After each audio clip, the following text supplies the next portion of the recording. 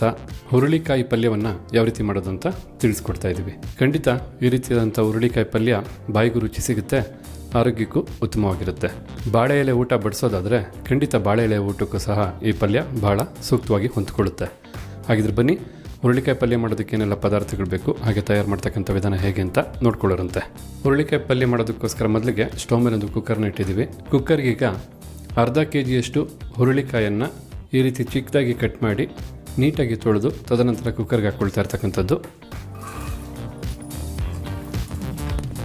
ಒಟ್ಟಾರೆಯಾಗಿ ಅರ್ಧ kg ಹುರುಳಿಕಾಯಿ ಕಟ್ ಮಾಡಿರ್ತಕ್ಕಂಥದ್ದು. ಈ ಹುರುಳಿಕಾಯಿನ ಚೆನ್ನಾಗಿ ಬೇಯಿಸ್ಕೋಬೇಕಾದ್ರೇ ಉಪ್ಪನ್ನು ಹಾಕಬೇಕಾಗತ್ತೆ.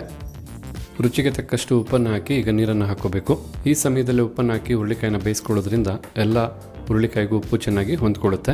ಈಗ ಅರ್ಧ ಕಪ್ಪಷ್ಟು ನೀರನ್ನು ಹಾಕಿ ಜೊತೆಗೆ ಸ್ವಲ್ಪನೇ ಸ್ವಲ್ಪ ಅರಿಶಿಣದ ಪುಡಿನೂ ಹಾಕಿ ಈಗ ಇದನ್ನೆಲ್ಲ